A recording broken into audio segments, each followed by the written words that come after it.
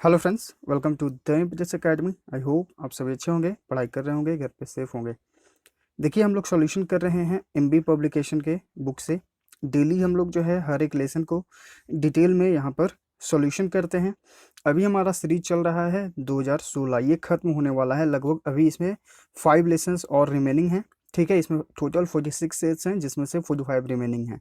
ठीक है, MB publication book आप सभी जानते हैं, एक इम्पॉर्टेंट बुक है एसएससी के प्रिपरेशन के लिए। इसमें सारे इंग्लिश के प्रीवियस ईयर क्वेश्चंस दिए हुए हैं एक जगह। ठीक है, तो ये 2016 के बाद जो है हम लोग बनाएंगे 2017, 2018, 2019 और 2020 अभी चल रहा है।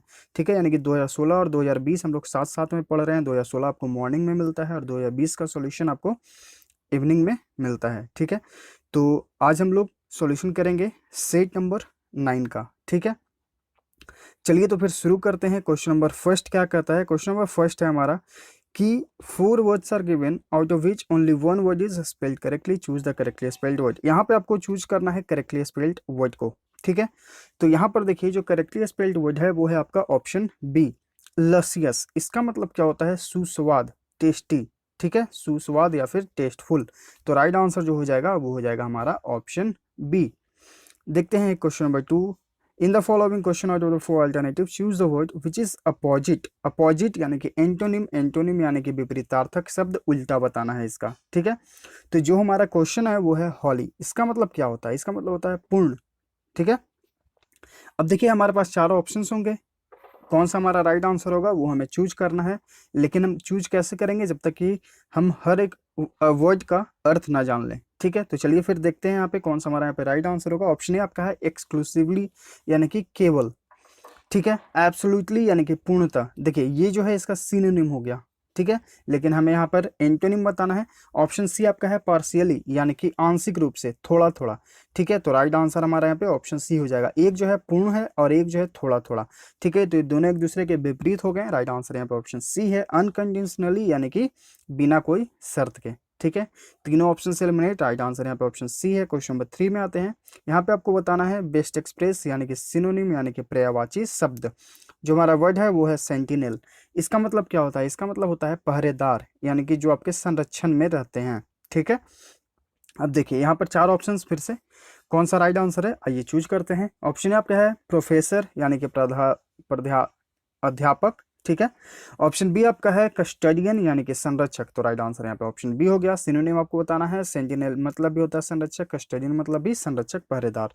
ऑप्शन सी आपका है प्रिंसिपल यानी कि प्रधानाध्यापक, सिबलिंग यानी कि भाई या बहन। ठीक है, क्वेश्चन नंबर 4 यहाँ पे आपको बताना है वन वर्ड सब्स्टिट्यूशन। ठीक है, something that is full and clearly expressed, यानी कि कुछ ऐसा चीज जो एकदम स्पष्ट रूप से बताया गया हो। ठीक है, तो यहाँ पर चार ऑप्शन हैं। ऑप्शन ए आपका है एक्सप्लिसिट यानी कि स्पष्ट। तो राइट आंसर यहाँ पे ऑप्शन ए हो गया। बाकी जो ऑप्शन हैं इम्प्लिसिट यानी कि अंतर्निहित, यानी कि उसमें ही उसका अर्थ छिपा हुआ है। ठीक है, इंट्रिकेट यानी कि जटिल, वेग यानी कि अस्पष्ट। ठीक है, तो यहाँ पे राइट आंसर ऑप्शन ए हो जाएगा। क्वेश्चन नंबर 5 पे आते हैं। यहाँ पे आपको बताना है आइडन फ्रेज। आई होप आप लोग प्रीवियस लेसन्स को अच्छे से देख रहे हैं कि क्योंकि आपको जो है हर एक क्वेश्चन यहाँ पर डिटेल में बताया जाता है, एकदम अच्छे तरीके से समझाया जाता है, चाहे वो वर्ड मीनिंग्स हो, ग्रामेटिकल हो या किसी भी प्रकार का, हर एक सेक्शन पर अच्छे से आपको बताया जाता है। तो आई होप आप सभी को हर एक क्वेश्चन अच्छे से समझ में आ जाता होगा। अगर आप लेसन देख रहे हैं या प्रीवियस लेसन्स को देख रहे हैं, अगर कहीं पर समझ में नहीं आए तो तुरंत कमेंट आप करें। ठीक है, तो हम कोशिश करेंगे कि आपको और बेहतर तरीके से समझाएं। लेकिन मेरा कोशिश ये रहता है कि हम अपने फर्स्ट अटेम्प्ट में ही आप सभी को एक बेहतर तरीके से समझा दें, ताकि आप किन्हीं को भी जो है कोई भी प्रॉब्लम ना हो। क्योंकि आपके लिए हर एक क्वेश्चन जो है इम्पॉर्टेंट है, हर एक क्वेश्चन जो है मार्क कैरी करता है, और हर एक मार्क आपके लिए इम्पॉर्टेंट है। एग्जाम में 0.25 भी आपके लिए इम्पॉर्टेंट है, कभी कभी ये मेरिट बनने में भी काम आता है। ठीक है, तो हर एक क्वेश्चन को अच्छे से आप लोग सीखिए। अगर कोई दिक्कत हो तो जरूर कमेंट करिए। चलिए क्वेश्चन नंबर 5 है हमारा आइटम एंड फ्रेजेस। जो वर्ड है हमारा आइटम है वो है पाउंड द पेमेंट। इसका मतलब क्या होता है? To walk the street in looking for work, यानी कि आप सर्च मतलब नौकरी के, कार्य के खोज में जो है सड़कों पर, गलियों में घूम रहे हैं। ठीक है, तो ऑप्शन ए आपका है Hunt for a job on the streets, यानी कि आप जो है सड़कों पर, हंट मतलब खोजना, एक जॉब के खोज में है। तो राइट आंसर यहाँ पे ऑप्शन ए हो गया। ठीक है, ऑप्शन बी देखिए take a walk in on the streets, या इसका अर्थ हुआ कि सिर्फ आप गलियों में घूम रहे हैं, लेकिन ऑप्शन ए जो हमारा आइटम है उसका मतलब है कि गली में तो आप घूम रहे हैं, लेकिन उसका एक कारण है जॉब के लिए। ठीक है, तो ऑप्शन ए जो है यहाँ पे अप्रोप्रिएट है, Hunt a job on the street. ठीक है, क्वेश्चन नंबर 6 में आते हैं। यहाँ पे आपको अंडरलाइन सेक्शन को बताना है। ठीक है, अगर एरर है तो आप उसे सुधारें, अगर आपको लगता है कि एरर नहीं है, इंप्रूवमेंट की जरूरत नहीं है, तो आपको एक ऑप्शन मिलेगा नो इंप्रूवमेंट, आपको उसके साथ जाना होगा। Question number 6, the CEO made it very clear in the annual meeting that the only criteria, देखिए ये वर्ड, सॉरी ये जो सेंटेंस है हम लोग कल पढ़ चुके हैं। कल हम लोग ओनली का अर्थ समझे थे और सोल का अर्थ समझे थे। आई होप आपने प्रीवियस लेसन्स को देखा होगा और अच्छे से समझ में आया होगा। हम जाएंगे डायरेक्ट राइट आंसर के साथ। अगर आपने नहीं देखा है तो सेट नंबर 8 को आप देखिए, वहां पे आपको ये क्वेश्चन मिल जाएगा सिमिलर, वहां पे आप समझ सकते हैं। ठीक है, आइए क्वेश्चन नंबर 7 पे आते हैं। यहाँ पे आपको बताना है choose the correctly spelled word. तो यहाँ पर देखिए ये भी वर्ड हम लोग ऑलरेडी सीख चुके हैं। ऑप्शन ए हम यहाँ पर गोरिल्ला, गोरिल्ला मतलब एक तो गोरिल्ला हो गया और इसका मतलब छापे मार भी होता है। ठीक है, राइट आंसर यहाँ पे ऑप्शन ए है, GUERRILL। ठीक है, बाकी जो ऑप्शंस हैं डिपेंडेंस, तो यहाँ पर देखिए डिपेंडेंस में एस के जगह जो है सी होगा। ठीक है, हम इसे करेक्ट करके बता रहे हैं, ये तीनों ऑप्शंस बी सी और डी गलत हैं, इसे हम यहाँ पर सही करके बता रहे हैं। ठीक है, डिपेंडेंस में एस को रिमूव करके सी लगाइए, इसका मतलब होता है निर्भरता। अकॉर्डेंस में ओ की जगह ए करिए, अकॉर्डेंस मतलब हो गया अनुसार। मैलिसियस में एस को रिमूव कर दिए, ये वर्ड भी हम लोग पढ़े हैं, ये पैसेज में आया था। मैलिसियस मतलब क्या होता है, विद्वेषपूर्ण या फिर दुष्ट। ठीक है, तो ये तीनों ऑप्शंस जो हैं आप याद कर लीजिएगा, इंपॉर्टेंट है। क्वेश्चन नंबर 8 में आते हैं। इसका आपको बताना है अपोजिट यानी कि एंटोनिम, विपरीतार्थक शब्द। रिड्यूमेंट्री, इसका मतलब क्या होता है, रिड्यूमेंट्री मतलब होता है प्रथम, मौलिक। ठीक है, तो ऑप्शंस क्या क्या हैं, ऑप्शन ए आपका है फंडामेंटल, इसका मतलब होता है मौलिक, तो ये देखिए सिनोनिम हो गया, जबकि हमें बताना है एंटोनिम। ऑप्शन बी आपका है एडवांस्ड यानी कि आगे का, तो राइट आंसर यहाँ पे ऑप्शन बी हो गया। एक जो है प्रथम यानी कि फर्स्ट नंबर पे है और आपको जो है इससे आगे बढ़ना है यानी कि एडवांस्ड लेवल पे जाना है, यानी कि और आगे की सोचना है, तो राइट आंसर यहाँ पे ऑप्शन बी है। एडवांस मतलब उन्नत होता है और आगे का होता है। ठीक है, ऑप्शन सी आपका इंपॉर्टेंट यानी कि महत्वपूर्ण, सेकेंडरी यानी कि माध्यमिक या फिर सहायक। ठीक है, तो राइट आंसर यहाँ पे ऑप्शन बी हो गया। ये है फंडामेंटल राइट जो हम लोग पढ़ते हैं। ठीक है, मूल सिद्धांत, तो आपको कमेंट करके बताना है कितने फंडामेंटल राइट्स हैं। ठीक है, चलिए क्वेश्चन नंबर 9 में आते हैं। क्वेश्चन नंबर 9 में आपको बताना है बेस्ट एक्सप्रेस यानी कि सिनोनिम यानी कि पर्यायवाची शब्द। जो हमारा क्वेश्चन है वो है स्विंडल। स्विंडल मतलब क्या होता है, ठगना। अब यहाँ पर कौन सा हमारा राइट आंसर होगा, ये चूज करते हैं। ऑप्शन है आपका है डिमार्केट यानी कि विभाजक करना, सीमा रखना। ठीक है, टेम यानी कि पालतू या फिर साधारण भी होता है इसका अर्थ। ठीक है, ऑप्शन सी आपका क्या है, रिस्ट्रिक्ट मतलब होता है सीमित कर देना, प्रतिबंधित कर देना। ऑप्शन डी आपका है फ्रॉड यानी कि ठगना, तो राइट आंसर यहाँ पे ऑप्शन डी हो गया। स्विंडल मतलब भी होता है ठगना, ठीक है, और फ्रॉड मतलब भी होता है ठगना। राइट आंसर यहाँ पे ऑप्शन डी है। क्वेश्चन नंबर 10 में आते हैं। क्वेश्चन नंबर 10 में आपको बताना है अपोजिट यानी कि विपरीतार्थक शब्द, उल्टा। ठीक है, एंटोनिम। ऑब्सोलेट, ये वर्ड हम लोग ऑलरेडी सीख चुके हैं, आई होप आप सभी को याद होगा। ऑब्सोलेट मतलब होता है पुराना हो जाना, अप्रचलित हो जाना। ठीक है, तो अब यहाँ इसका एंटोनिम बताना है। ऑप्शंस देख लेते हैं। ऑप्शन है आपके यहाँ मॉडर्न यानी कि आधुनिक, कंटेम्प्ररी यानी कि समकालीन, यानी कि आप ही के समय में कोई और व्यक्ति ही रह रहे हैं, जैसे कि मान लीजिए आपके फ्रेंड हैं और आप हैं, तो आप बाद में ये बात कर सकते हैं कि मेरे समकालीन ये थे। ठीक है, ऑप्शन सी आपका है अप टू डेट, यानी कि आप जो हैं एकदम अप टू डेट हैं, नए हैं। ठीक है, और ऑप्शन डी आपका है आउट ऑफ डेट यानी कि पुराना हो जाना, अप्रचलित हो जाना। ठीक है, तो देखिए आप मॉडर्न मतलब भी होता है आधुनिक, और अप टू डेट मतलब भी होता है नया, मतलब नया फिर आधुनिक। ठीक है, लेकिन यहाँ पे ये दोनों जो हैं का अर्थ जो है सेम ही है, लेकिन हम जाएंगे राइट आंसर ऑप्शन सी के साथ, क्योंकि ये ज़्यादा सुटेबल लग रहा है। ठीक है, ये हो गया आधुनिक और ये हो गया अप टू डेट, यानी कि आप अपडेटेड हैं, डेली जो हैं हर चीज़ों को सीख रहे हैं। ठीक है, तो इसलिए हम जाएंगे ऑप्शन सी के साथ। क्वेश्चन नंबर 11, क्वेश्चन नंबर 11 में आपको फाइंड आउट करना है ईरर को। It was very unfortunate of him to have lost the battle. It was very unfortunate, unfortunate मतलब होता है दुर्भाग्यपूर्ण, of him to have lost the battle. देखिए इनफॉर्चुनेट के साथ हम प्रीपोजिशन फॉर का भी यूज करते हैं, इन का भी यूज करते हैं, ऑफ का भी यूज करते हैं। ठीक है, तो यहाँ पर ऑफ का यूज हुआ है, यहाँ पर इस सेंटेंस में कोई भी एरर नहीं है। देखिए अगर इनफॉर्चुनेट के साथ फॉर का यूज हो जाता तो ये जो बैटल में हार है ये एकदम कंफर्म्ड हो जाता। ठीक है, लेकिन यहाँ पर ऑफ का यूज हुआ है तो हम दूसरे साइट के बारे में नहीं जान रहे हैं, ठीक है। ये बस इतना ही इसमें अंतर है फॉर और ऑफ में, ठीक है। ऐसे ही सेंटेंस में कोई भी एरर नहीं है, हम जाएंगे नो एरर के साथ। आइए क्वेश्चन नंबर 12 पे आते हैं। यहाँ पे आपको बताना है 1 number substitution. The study of humans past and present, यानी कि जो मानव जाति हैं उनके प्रेजेंट और भूत के बारे में पढ़ना, उनका अध्ययन करना। ऑप्शंस क्या क्या हैं?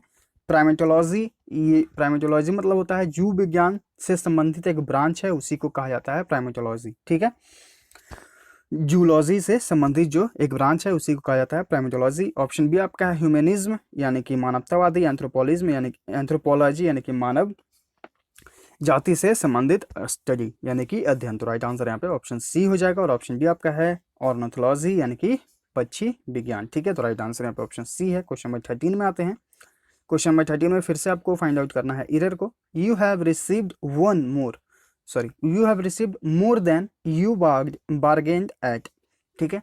तो बार्गेन के साथ प्रीपोजिशन हम लोग क्या सीखे हैं फिक्स्ड प्रीपोजिशन के लेसन्स में। वहाँ पे आपको 300 अबाउट में बताए गए हैं फिक्स्ड प्रीपोजिशंस जो कि इंपॉर्टेंट हैं, हमेशा एग्जाम में पूछे जाते हैं।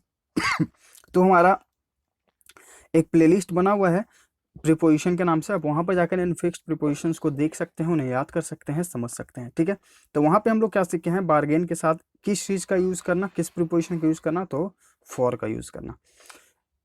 You have received more than you bargain for, यानी कि आपने बहुत ही ज़्यादा पाया है अपने आशा से विपरीत, यानी कि आपने जो आशा किया था आपने उससे ज़्यादा पाया है, ठीक है।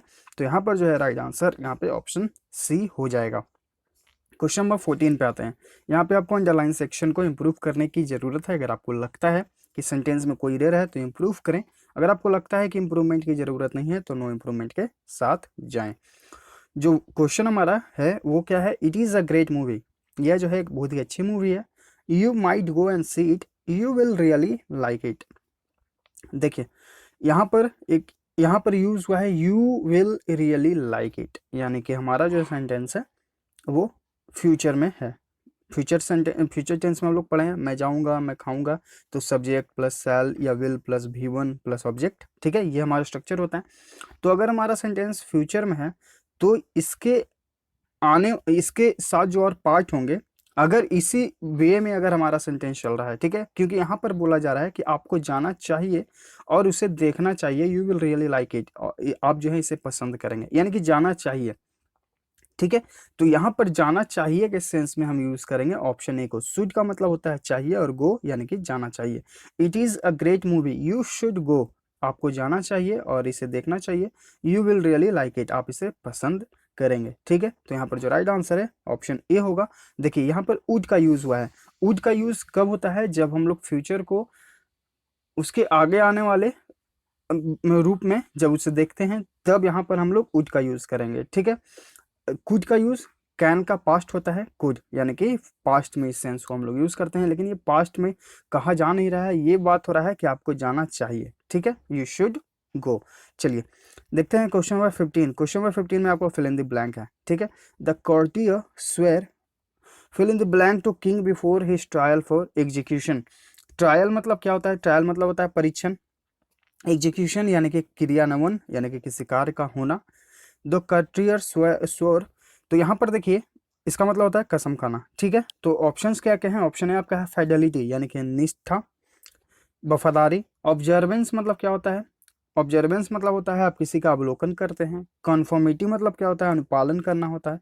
डिवोशन मतलब क्या होता है, डिवोशन मतलब होता है कि आप जो है भक्ति भाव दिखाते हैं, ठीक है। राइट आंसर जो हो जाएगा यहाँ पे ऑप्शन ए हो जाएगा। द courteous swore fidelity, यानी कि उसने जो है निष्ठा दिखाई टू किंग, निष्ठा का वफादारी का जो है कसम खाया, ठीक है, to king before his trial, उसके परीक्षण के पहले फॉर एग्जीक्यूशन जो कार्यान्वयन होना था, ठीक है। तो राइट आंसर यहाँ पे ऑप्शन जो है ऑप्शन ए हो जाएगा। एग्जीक्यूशन, देखिए यहाँ पे एग्जीक्यूशन जो है इसका मतलब हो गया क्रियान्वयन करना, या फिर यहाँ पे बात हो रहा है आरोप लगना का, ठीक है। तो यहाँ पर जो है आरोप का जो परीक्षण होना है उसके पहले जो है उसने उसके वफादारी की कसम खाई, ठीक है। क्वेश्चन नंबर 16 क्या है, यहाँ पे आपको बताना है fill in the blank.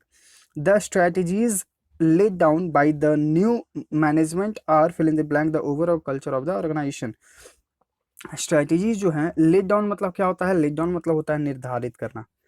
Let down मतलब क्या हो गया, निर्धारित करना। जो स्ट्रैटेजीज जो हैं वो निर्धारित की गई थी नए मैनेजमेंट के द्वारा, और fill in the blank the overall culture of the organisation, यानी कि संस्था के पूरे कल्चर को जो है क्या करना है। तो यहाँ देखते हैं ऑप्शंस, एमेलियोरेटिंग यानी कि सुधारना, सिविलाइजिंग यानी कि क्या होता है, सभ्य बनाना, इनलाइटनिंग मतलब क्या होता है, इनलाइटनिंग मतलब होता है शिक्षात्मक, ठीक है, और इडिफाइंग मतलब क्या होता है, उपदेश देना या फिर सिखाना। राइट आंसर जो हो जाएगा वो हो जाएगा आपका ऑप्शन है। यानी कि आप जो है ओवरऑल कल्चर जो है ऑर्गेनाइजेशन का, संस्था का, आप उसे सुधारने के लिए जो है मैनेजमेंट ने कुछ स्ट्रेटेजीज निर्धारित की हैं। तो एमेलियोरेट मतलब क्या हो गया, सुधारना, ठीक है, राइट आंसर ये हो गया। क्वेश्चन नंबर 17 में आते हैं, आपको बताना है अपोजिट यानी कि विपरीत शब्द। सस्टेन, सस्टेन मतलब क्या होता है, बनाए रखना, मतलब जीवित बनाए रखना। आप किसी चीज को जो है जीवित बनाए हुए हैं, उस चीज को बनाए हुए हैं, ठीक है। तो ऑप्शंस क्या क्या हैं, ऑप्शन है आपके हार्म यानी कि हानिकारक, ठीक है, नुकसानदेह, चोट। ऑप्शन बी आपका है डिटेन, डिटेन मतलब होता है रोकना, ठहराना, ठीक है। ऑप्शन सी आपका है क्विट मतलब होता है छोड़ देना, त्याग देना। हॉल्ट मतलब होता है ठहराव। राइट आंसर यहाँ पे ऑप्शन सी है। सस्टेन मतलब होता है आप किसी चीज को बरकरार बनाए हुए हैं, और एक जो है उस चीज को छोड़ देना यानी कि त्याग देना, ठीक है। तो ये दोनों एक दूसरे का विपरीत है। राइट आंसर यहाँ पे ऑप्शन सी है। क्वेश्चन नंबर 18 में आते हैं। क्वेश्चन नंबर 18 है idiom and phrase. To stick to one's gun, to stick to one's guns यानी कि इसका मतलब होता है कि टू रिफ्यूज टू कॉम्प्रोमाइज और चेंज, यानी कि आप जो हैं अपने चीज़ों में कोई भी कॉम्प्रोमाइज मतलब समझौता या फिर परिवर्तन नहीं करेंगे, यानी कि आप जो है अपने जो है खुद से अड़े रहेंगे, उस चीज़ में परिवर्तन नहीं लाएंगे, ठीक है। तो ऑप्शंस क्या क्या हैं, ऑप्शन ए आपका है to be faithful to parents, माता पिता से जो है फेथफुल रहें, वफादार रहें। To be faithful to one self यानी कि आप खुद से वफादार रहें। To be faithful a cause, to be faithful to a friend. Option यहाँ पे राइट आंसर ऑप्शन बी होगा। आप जो है खुद से वफादार हैं, आप उस किसी भी चीज़ में समझौता नहीं करेंगे, कॉम्प्रोमाइज़ नहीं करेंगे, जो सही है आप उसी के साथ रहेंगे, कोई भी चेंजेस नहीं लाएंगे, ठीक है। ऑप्शन बी यहाँ पे राइट आंसर है। क्वेश्चन नंबर 19 में आपको बताना है fill in the blank. Kiran looked at Isha, Kiran ने ईशा की ओर देखा। एस्टोनिश्ड मतलब कि आश्चर्यचकित हो गए। By her fill in the blank words यानी कि उसके शब्दों से। तो यहाँ पर जो है राइट आंसर कौन सा होगा ये देखते हैं। ऑप्शन आपका है कैलस मतलब होता है कठोर। ऑसिलेटिंग यानी कि कांपना। पैनोरामिक यानी कि मनोरम। ऑप्शन डी आपका है इम्पोवियस यानी कि प्रबल या फिर अवैध। राइट आंसर यहाँ पे ऑप्शन ए है। किरण ने ईशा की ओर देखा। Astonished by her callus words यानी कि उसके कठोर शब्दों से वो क्या हो गई, आश्चर्यचकित हो गई, ठीक है। तो यहाँ पर जो है राइट आंसर ऑप्शन ए हो गया। एस्टोनिश मतलब कि आश्चर्यचकित हो जाना। क्वेश्चन नंबर 20 यहाँ पे आपको बताना है बेस्ट एक्सप्रेस। ऑब्स्टिनेट एसएससी का फेवरेट वर्ड, बहुत बार पूछा गया है। CGL, CPO mains, CGL mains, MTS, stenographer, हर एक एग्जाम में ये वर्ड आता है, ठीक है। ऑब्स्टिनेट मतलब हो गया जिद्दी। अब यहाँ पर राइट आंसर कौन सा है, बेस्ट एक्सप्रेस यानी कि सिनोनिम के रूप में। तो राइट आंसर यहाँ पे ऑप्शन ए है। स्टबर्न मतलब होता है जिद्दी, ठीक है। बाकी जो ऑप्शन हैं डोसाइल यानी कि विनम्र, लैविश यानी कि खर्च करना, मॉर्डेंट यानी कि कटु या फिर तीखा, ठीक है। राइट आंसर ए है। क्वेश्चन नंबर 21 पे आते हैं। यहाँ पे आपको अपने अंडरलाइन सेक्शन को सुधारने की ज़रूरत है, तो सुधारें। अगर आपको लगता है कि नहीं सुधारना है तो नो इम्प्रूवमेंट ऑप्शन के साथ जाएंगे। देखते हैं क्वेश्चन नंबर 21 क्या कहता है। The customer complains to the representative and informed him that none of the holiday package. देखिए ये भी कल का क्वेश्चन है, ये भी कल का ही क्वेश्चन है। हम लोग यहाँ पर जाएंगे direct right answer option A के साथ। हम लोगों ने कल सीखा था कंप्लेंट और कंप्लेंट में क्या अंतर है। ये अगर आप कल के लेक्चर नहीं देखे हैं तो आप वहाँ पर जाकर देख सकते हैं। सीट नंबर 8 में ये पूरा अच्छे से समझाया गया है आपको। क्वेश्चन नंबर 22 पे आते हैं। फिल इन द ब्लैंक है आपका, ठीक है। She should let go of the fill in the blank of the past.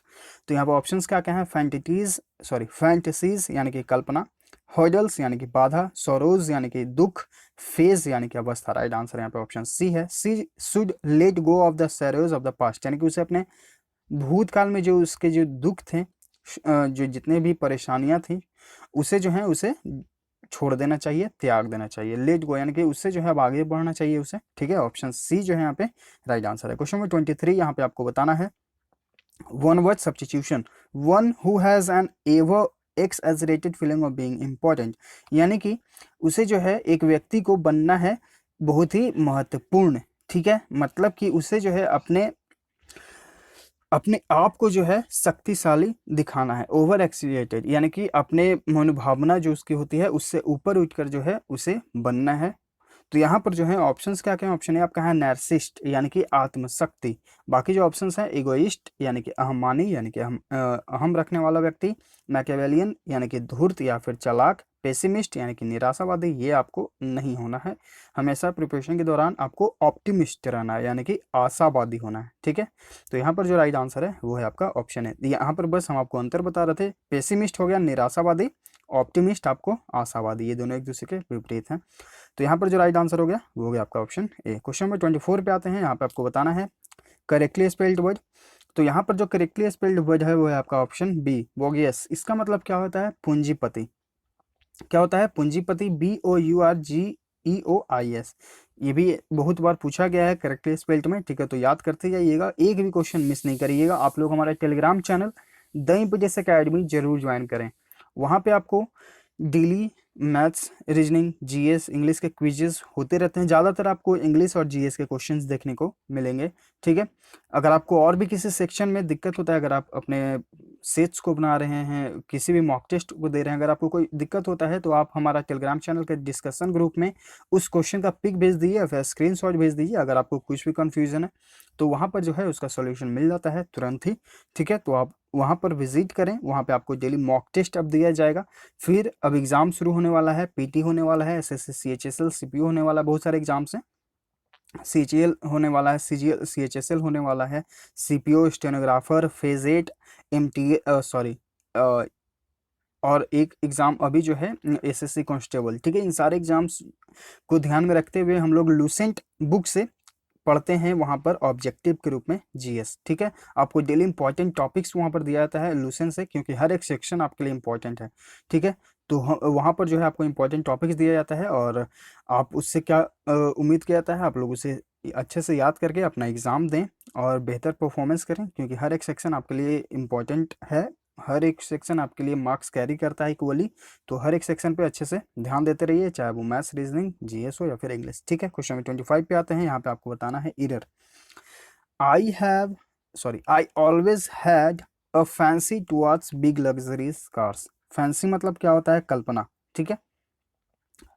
I always had a fancy towards big luxurious cars. Luxurious मतलब हो गया आनंदपूर्ण, शान शौकत या फिर विलासी, ठीक है। तो यहाँ पर देखिए एरर क्या है, यहाँ पे एरर है, यहाँ पे एक वर्ड यूज हुआ है ऑलवेज का, पहले ये समझते हैं। हमेशा से, ऑलवेज मतलब होता है हमेशा से, ठीक है। तो मुझे हमेशा से रहा है कि मैं जो हूँ लग्जरियस कार्स में घूमूं, ठीक है। इस प्रकार का उसका शौक रहा है, ये उसका कल्पना है, ठीक है। तो हमेशा से यानी कि ये बात जो है प्रेजेंट को शो करता है, यानी कि हमेशा से रहा है, न कि रहा था, ठीक है। ये बात जो हमेशा से रहा है, अभी भी उसका पूर्ण नहीं हुआ, उसका अभी भी ये शौक रहा है, ठीक है। तो अगर ये सेंटेंस प्रेजेंट में है तो प्रेजेंट को दर्शाने के लिए हम लोग हैड का यूज़ नहीं करते हैं, हम लोग यूज़ करते हैं हैव का।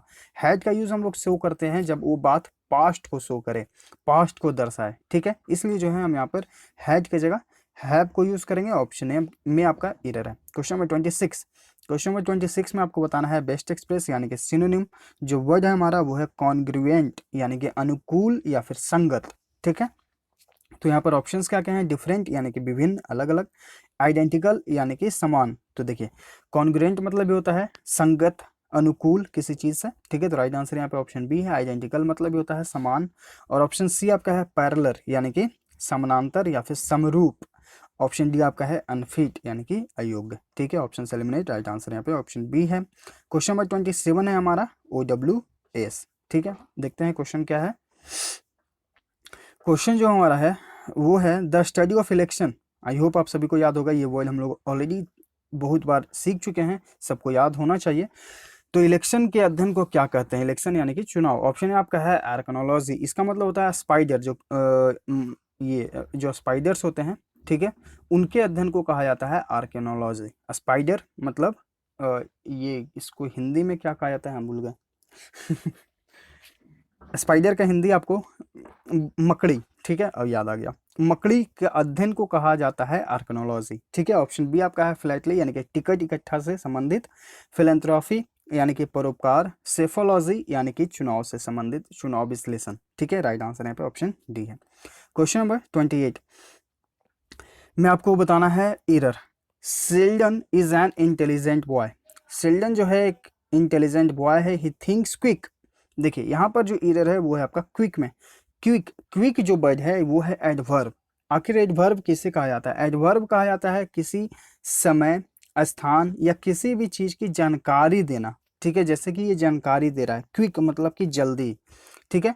और जबकि यहाँ पर हमें जरूरत है एडजेक्टिव की। एडजेक्टिव क्या करता है कि वो करता है in corporate the additional meaning of the noun, ठीक है, यानी कि वो नाउन में जो है एक एडिशनल मीनिंग जोड़ देता है। जैसे कि अगर हम लोग यहाँ पर यूज करते हैं क्विकली, यानी कि अगर एल वाई यहाँ पर लग गया, यानी कि एडिशनल मीनिंग अगर इसमें जोड़ते हैं तो इसका अर्थ क्या हो जाता है? बहुत ही जल्दी जल्दी में, ठीक है। क्विक मतलब होता है जल्दी, और यहाँ पर जो है क्विकली अगर हम लोग यूज करेंगे तो इसका मतलब होता है बहुत ही जल्दी से, ठीक है। तो यहाँ पर जो है राइट आंसर ऑप्शन बी है। यहाँ पर एडवर्ब की जरूरत नहीं है, यहाँ पर जरूरत है एडजेक्टिव की। आई होप आप अच्छे से एडजेक्टिव और एडवर्ब का अर्थ समझे होंगे। एडजेक्टिव यानी कि एडिशनल मीनिंग जो बना देता है, ठीक है, और एडवर्ब होता है कि किसी चीज की जानकारी देता है, चाहे वो समय हो, स्थान हो या किसी और भी अन्य चीज का। क्वेश्चन नंबर 29 पे आते हैं। यहाँ पर आपको फिल इन द ब्लैंक करना है, ठीक है। You should have fill in the blank with me before reaching my office. तो यहाँ पर जो है ऑप्शंस क्या क्या हैं? ऑप्शन ए आपका है एंटिसिपेट यानी कि पहले से सोच रखना, कोऑर्डिनेटेड यानी कि सामंजस्य बिठाना, रिकनसाइल यानी कि मेल मिलाप करना, और इंटरैक्टेड, रिकनसाइल हो गया मेल मिलाप करना, और इंटरैक्टेड हो गया बातचीत करना, ठीक है। ऑप्शन बी यहाँ पे राइट आंसर हो जाएगा। You should have coordinated with me before reaching my office, यानी कि आपको जो है ऑफिस पहुंचने से पहले क्या करना चाहिए? मुझसे जो है कोऑर्डिनेट करना चाहिए, यानी कि सामंजस्य बिठा लेना चाहिए, समन्वित कर लेना चाहिए, ठीक है। कोऑर्डिनेट के साथ प्रीपोजिशन आप यूज करें विथ का। ऑप्शन बी जो है यहाँ पे राइट आंसर हो जाएगा। Question number 30। क्वेश्चन नंबर 30 में आपको बताना है idiom and phrases. Whole 9 years यानी कि सब कुछ, पूर्ण रूप से, ठीक है। राइट आंसर यहाँ पे ऑप्शन डी है, एवरीथिंग। टिल लास्ट मिनट यानी कि अंतिम समय तक, काउंटिंग लेंथ यानी कि लंबाई गिनना, लॉन्ग क्लॉथिंग यानी कि लंबे कपड़े। ऑप्शन डी यहाँ पे राइट आंसर है। जैसे कि अगर यहाँ पे हम एक सेंटेंस के रूप में इसे समझें तो क्या होगा कि they took my wallet, my keys, my shoes, the whole yard, यानी कि उन्होंने जो है मेरी गाड़ी ले ली, चाबी ले ली, ठीक है, वॉलेट ले लिया, जूते ले लिए, सब कुछ उन्होंने ले लिया, यानी कि माई होल 9 यार्ड्स, ठीक है। तो होल 9 यार्ड्स यानी कि सब कुछ ले लेना। आते हैं क्वेश्चन नंबर 31 पे। यहाँ पे आपको बताना है ईरर, ठीक है। यहाँ पे आपको क्या बताना है? ईरर को बताना है। देखते हैं क्या है। Even though she was disliked by her in-laws at the beginning of her marriage, she did manage to win their hearts, ठीक है। देखिए, even though she was disliked by her in-laws यानी कि उसके जो सास ससुर थे उन वो जो है उनके द्वारा डिसलाइक किया जाती थी, पसंद नहीं किया जाती थी। At the beginning of her marriage यानी कि मैरिज के शुरुआत के दिनों में। She did manage to win their hearts. यहाँ पर देखिए विन देयर का यूज हुआ है, देयर मतलब प्लूरल फॉर्म में यूज हुआ है। तो यहाँ देखिए इन लॉज हैं, इन लॉज यानी कि सास ससुर, ठीक है। तो वो प्लूरल फॉर्म में है इसलिए यहाँ पर देयर का यूज हुआ है। तो इसलिए जो इस सेंटेंस में है हमारा कोई भी एरर नहीं है, हम जाएंगे ऑप्शन डी के साथ। अब देखिए डीड मैनेज की जगह हम लोग मैनेज्ड क्यों नहीं लिखें, या फिर इस सेंटेंस में मैनेज्ड क्यों नहीं लिखा गया, ठीक है। तो डीड प्लस V1 का यूज किया जाता है अगर आप किसी चीज पर जोर देते हैं। She did manage the win their hearts यानी कि उसने जो है मैनेज कर लिया उनके दिलों को जीतने में, ठीक है। तो इस बात पर जोर दिया जा रहा है, इसलिए जो है यहाँ पर राइट आंसर ऑप्शन डी हो जाएगा। या तो फिर आप मैनेज्ड लिखें, ठीक है, ये भी राइट आंसर होगा। लेकिन यहाँ पर जो है एरर हमारा फाइंड आउट करना था विन देयर हार्ट वाले सेक्शन में, तो यहाँ पर जो है कोई भी एरर नहीं है। क्वेश्चन नंबर 32 में आपको बताना है idiom and phrases. To bite one's lips. To bite one's lips मतलब होता है किसी को जबरदस्ती बोलने से रोकना, खास तौर पे वो गलत हो तब, ठीक है।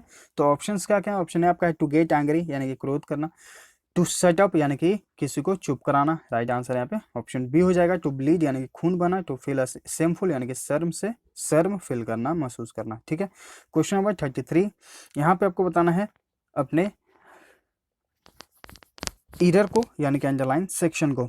This is her second marriage and if doesn't work this time she will break completely. ये भी क्वेश्चन कल का है, राइट आंसर यहाँ पे ऑप्शन डी होगा। इस सेंटेंस में कोई भी एरर नहीं है। कल के लेसन से जो है इम्प्रूवमेंट वाले क्वेश्चंस लिए गए हैं, आप देख सकते हैं सेट 8 को अच्छे से।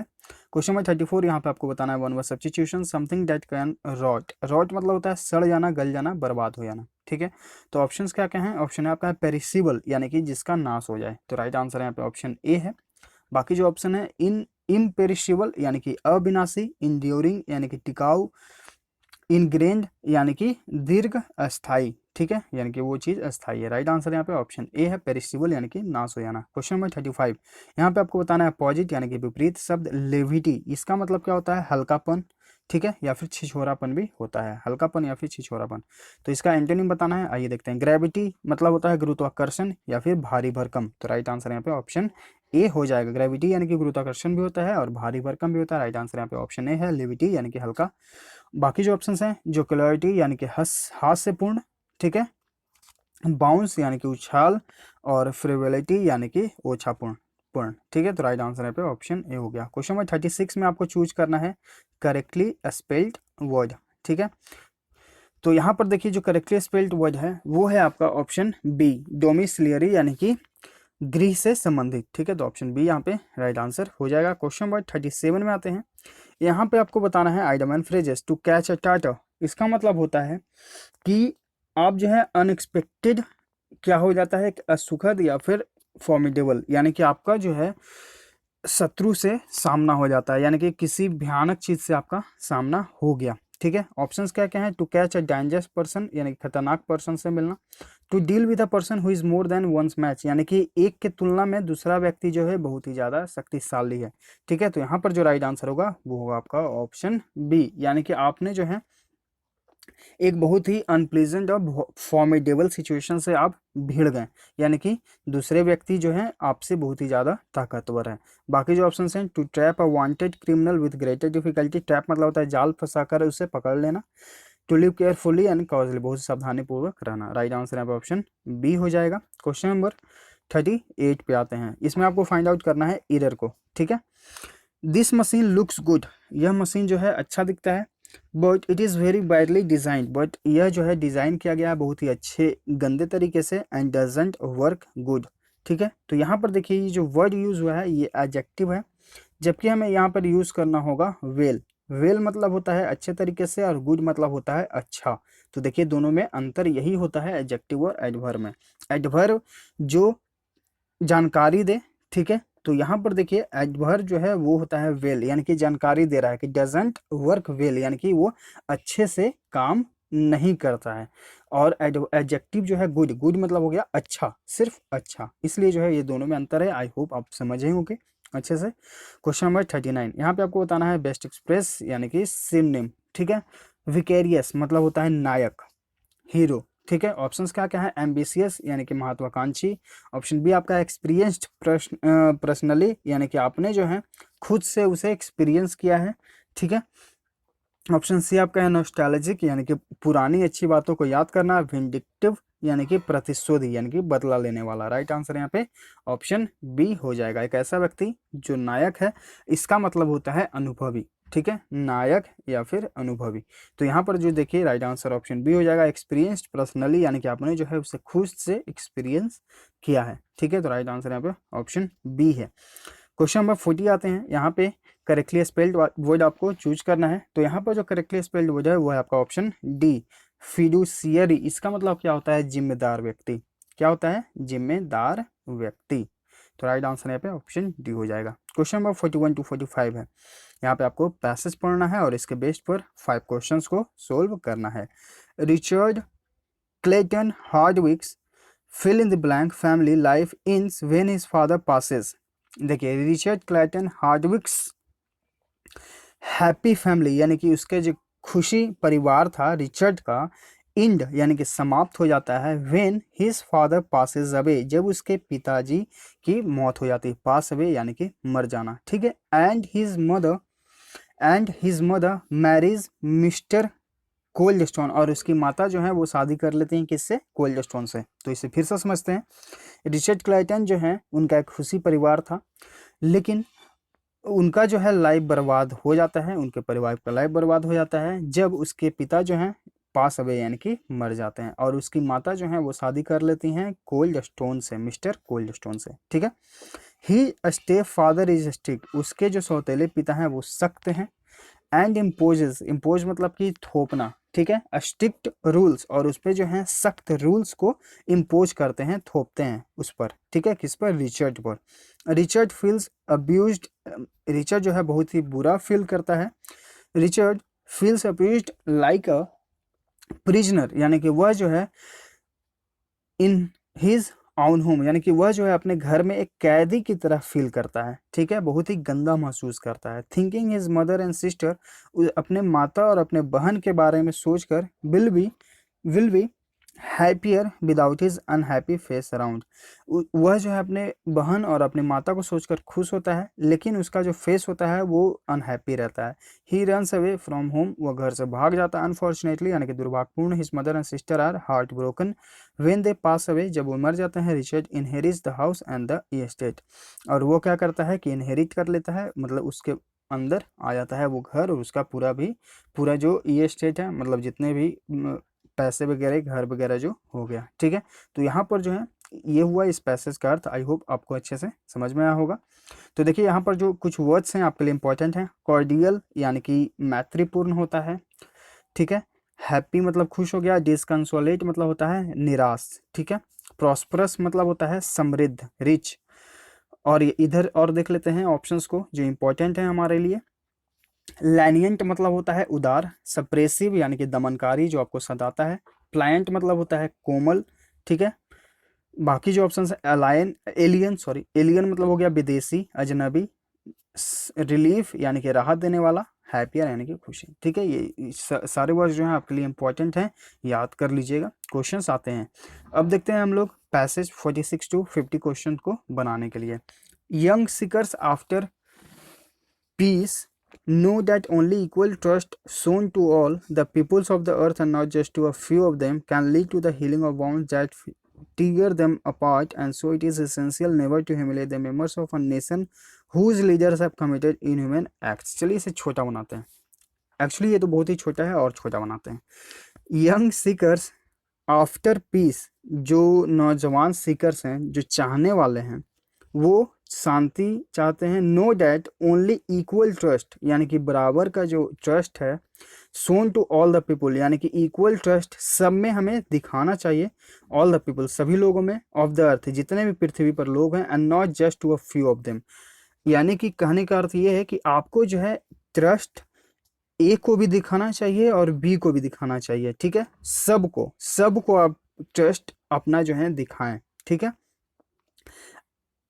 Not just to a few, मतलब उनमें से कुछ को नहीं, सभी को, ठीक है। Can lead to the healing of the bounds, यानी कि इससे क्या हो सकता है कि उनके जो घाव हैं उस पर आप मलहम लगा सकते हैं। यानी कि अगर आप सबको बराबर इक्वली तरीके से ट्रीट करेंगे तो सभी को अच्छा लगता है, ठीक है। तो यही कहने का अर्थ है कि आप उनके दुखों पर, दर्द पर मलहम लगाएंगे। That tear them apart and so it is essential never to, और इन्हें क्या होगा कि वो जो है इससे अलग महसूस नहीं करेंगे। So it is essential never to humiliate the members, इसलिए यह आवश्यक हो जाता है कि आप कभी भी अपने नेशन के मेंबर्स को ह्यूमिलिएट न करें। ह्यूमिलिएट मतलब होता है अपमानित करना, ठीक है। Whose leaders have committed inhuman act, जिनके लीडर्स जो हैं इनह्यूमेन यानी कि अमानवीयता वाला कार्य किए हैं, कमिट किए हैं, आप उनसे भी घृणा न करें। सबको बराबर तरीके से ट्रस्ट करें। मतलब कि मान लीजिए आपके देश के जो लीडर हैं वो किसी इनह्यूमन एक्ट को करते हैं, ठीक है, तो लोग जो हैं क्या करते हैं, आपसे भी घृणा करने लगते हैं। लेकिन ऐसा नहीं होना चाहिए। इस पैसेज का कहने का अर्थ है कि आप सबको बराबर तरीके से ट्रीट करें, ठीक है।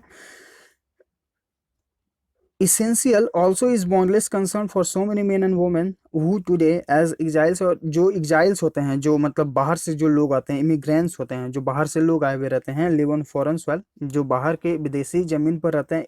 If every home was open to somebody of foreign origin, अगर हर घर जो है सभी लोगों के लिए, मतलब विदेशी लोगों के लिए भी अगर खुला हुआ रहता है, तो racial problem would be partially solved, जो जातीय संबंधी, जो वंश संबंधी जो समस्या होती हैं वो आज जो है कुछ हद तक पार्शियल यानी कि आंशिक रूप से वो सोल्व किया जा सकता था, समाप्त किया जा सकता था, ठीक है। यानी कि अगर सब लोग साथ में मिलकर रहें तो इस समस्या से हम लोग छुटकारा पा सकते हैं। तो चलिए देखते हैं आप क्वेश्चन नंबर 46 टू 50 इसके बेस्ड पर हम लोग सॉल्व करते हैं। For the reconciliation and unity it is essential. Reconciliation यानी कि ये वर्ड देखिए ऊपर हम लोग पढ़े थे। रिकंसिलिएशन मतलब क्या होता है कि आप जो है अच्छे से मिलकर रहते हैं, सौहार्द बनाकर रहते हैं, ठीक है, मेल मिलाप करके रहते हैं। एंड यूनिटी यानी कि एकता, इट इज एसेंशियल। तो यहाँ पर क्या राइट आंसर होगा? यहाँ पर राइट आंसर होगा ऑप्शन ए कि आप जो है डिस्क्रिमिनेशन को दूर करें, यानी कि भेदभाव को दूर करें और सभी लोगों पर विश्वास जताएं, ठीक है। तो राइट आंसर यहाँ पे ऑप्शन ए हो गया। यूनिटी का यही तो सबसे बड़ा फंडा है कि आप सब लोगों के साथ रहें। Question number 47 to make the members of a nation responsible for the inhuman acts of their leader is. तो उन जो लीडर्स जो होते हैं इनह्यूमन एक्ट करते हैं वो क्या होता है? तो वो होता है अनजस्ट यानी कि अन्यायपूर्ण होता है, ठीक है। Question number 48 boundless concern should be shown to. तो बॉन्डलेस मतलब होता है सीमा से परे, ठीक है।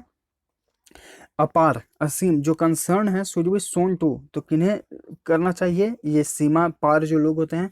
All the exiles living away from their native lands, यानी कि जो अपने घर से जो दूर रहते हैं उन सभी को जो है ये बॉन्डलेस कंसर्न हमें दिखाना चाहिए कि आप भी जो है हमारे ही लोग हैं, सभी लोग हम लोग साथ में रहेंगे। तो ऑप्शन डी यहाँ पे राइट आंसर हो जाएगा। Question number 49 the theme of the passage is. इस पैसेज का थीम क्या है ये आपको बताना है। तो इस पैसेज का थीम है कि आप सभी लोगों को बराबर लेकर चलें, रेस पर जो है कास्टिज्म पर बंटवारा न करें, ठीक है, क्योंकि उससे अगर हम लोग साथ में रहेंगे तो कुछ रूप से जो है इस प्रकार के प्रॉब्लम को सोल्व किया जा सकता है, पार्शियली सोल्व, ठीक है। तो यहाँ पर राइट आंसर ऑप्शन डी हो जाएगा। Question 50 which of the following statement is not according to the passage. तो इस पैसेज में के अनुसार क्या सही नहीं है? तो if national boundaries are open to foreigners the racial problem can be completely solve. Right answer यहाँ पे ऑप्शन ए है, कंप्लीटली नहीं पार्शियली यानी कि आंशिक रूप से, ठीक है। यहाँ पे कहा गया है कंप्लीटली सोल्व हो जाएगा, नहीं ऐसा नहीं है। अगर बाउंड्रीज हैं खुल जाएं सभी लोगों के लिए तो रेशियल प्रॉब्लम जो है पूरी तरीके से नहीं समाप्त होंगे, आंशिक रूप से जरूर समाप्त होंगे, ठीक है। तो राइट आंसर यहाँ पे ऑप्शन ए है, यह स्टेटमेंट गलत था। तो ये हुआ सेट नंबर 9 का पूरा डिटेल में सॉल्यूशन। आई होप आप सभी को अच्छे से समझ में आ गया होगा। अगर समझाने का तरीका अच्छा लगा तो प्लीज़ लाइक कर दें, और अगर आप नए हैं तो चैनल को सब्सक्राइब भी कर लीजिए ताकि आप जो हैं नोटिफिकेशन पाते रहें, अपडेट होते रहें, और अब लेसन्स को ज़्यादा से ज़्यादा अपने स्टडी ग्रुप्स में शेयर करते रहें ताकि और लोग जो हैं इसे देखें, समझें, सीखें और हमारे साथ जुड़ें। मिलते हैं आगे के लेसन्स में। Thank you.